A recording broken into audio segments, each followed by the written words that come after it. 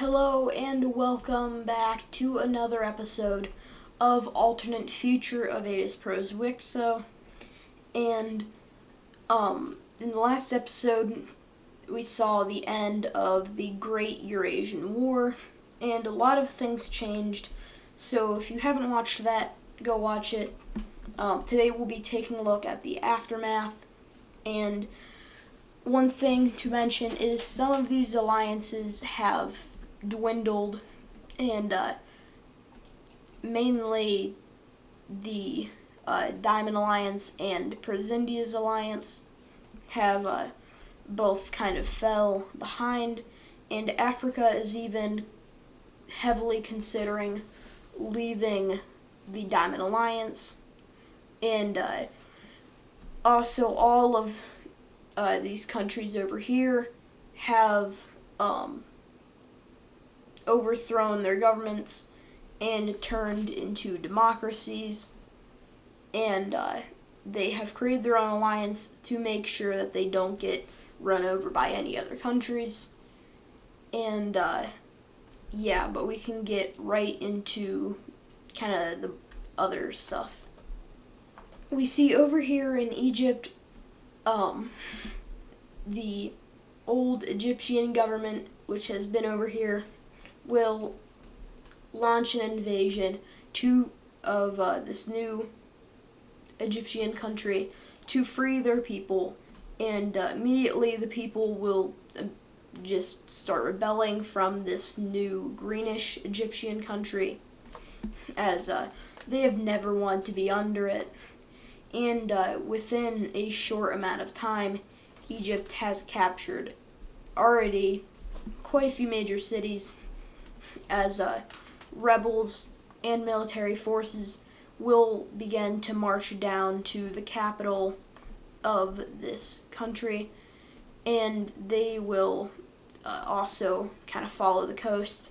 They'll go down and capture this major city before reaching the capital, and basically just another big amount of land will fall, and the capital will be encircled, and soon the government will be disposed of, and with it this new government will be overthrown and replaced with the old government that the people have been wanting since the creation of that new green Egyptian country. We come now over here to Ireland, where they will declare their independence from the neo-authoritarian bloc and will overthrow their government. And the Dutch will immediately send their navy over, as they destroy the Irish navy and make a landing. They will capture the capital within an extremely short span, and they will also commit horrible atrocities, but they will take over all of Ireland, and we can see what's going to happen. We see that Ireland is split into two countries, and the Dutch will take the former capital, and both of these Irish countries will be puppets of the Dutch. With how violent the Dutch are, we see that this is enough for Africa to break away from the Diamond Alliance and leave it entirely, and the Dutch are absolutely furious. But soon enough, the Scandinavians will put word out there of maybe leaving the Diamond Alliance and replacing their government with a new one, as the people are not happy. And in response to this, the Dutch will declare war on all three Scandinavian countries.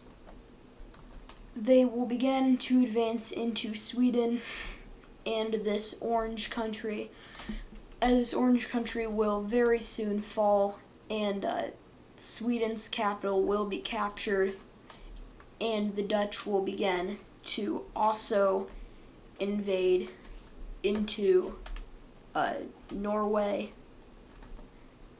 and they will sweep a very large portion of the country very quickly, and following that is its surrender, And following that is pretty much the complete collapse of Sweden, as the Dutch will just be extremely violent with these areas, causing the Swedish to surrender. We see this is what happens to Scandinavia, and it is very unfortunate. We now see another war will break out over here between this purple Angolan country and this yellow country, and both will have quite a bit of success, and they both still hate each other. The only difference now is that the yellow one is a lot weaker, and their capital will be obliterated. And to stop this from just the chaos that happened last time, Tanzania will come in or quicker than they did in the last war, and they will very quickly I don't know what's happening.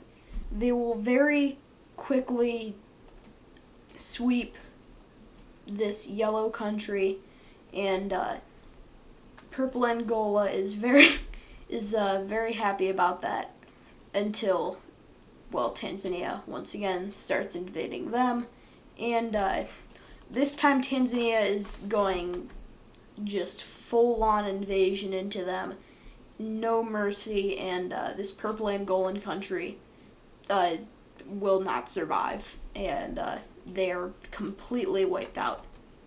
We see in this peace treaty that both countries will be obliterated and will just be replaced with this blue Angolan country, and Tanzania will kind of get bad borders, but that's whatever, I guess.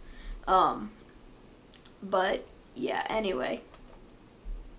We see Hawaii finally rejoin.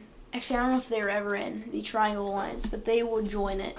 And this is a big day, but what's even a bigger day is the day that follows shortly after Hawaii joining, and that is the North American Alliance and the South American Alliance joining together. And here is this very large alliance consisting of pretty much all of the Americas. And this is huge because if one of these countries gets attacked, like say by, the Dutch or the Spanish, then the entire continent, or basically these entire two continents, would declare war on the country attacking. And this is just a massive movement for both of these continents, and yeah. We now move over to Russia, though, as they are just extremely in debt. They don't have a lot of money, and they are, almost collapsing.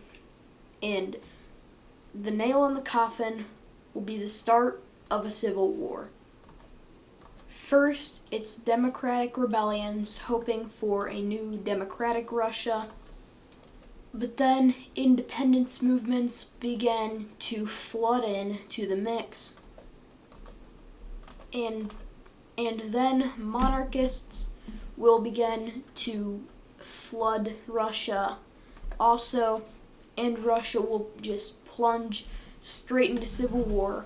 The government is falling apart, the leader is assassinated, and Russia is going into hell. And the government can't take it anymore. They can't find a leader. They can't find anything. The government is just cracking, and just the military is already giving up. The military is splitting. The military is taking the opposing sides and fighting for them. And it's too much, and the Russian government will basically just completely collapse. This is crazy as with more military now, these movements will rapidly spread and just grow, and there's really nothing stopping them. There's no Russian government to try and stop them, and so it's just chaos. And the monarchists will take control of the nation's capital and most of these core Russian areas, and it's just, for the rest of it, it's horrible. The Democratic side will gain quite a bit of land, and overall, though, Russia is just plummeting, and they might no longer exist as a country. But eventually, the entire country will straight up collapse. There is no more government, no more military, nothing to hold it up.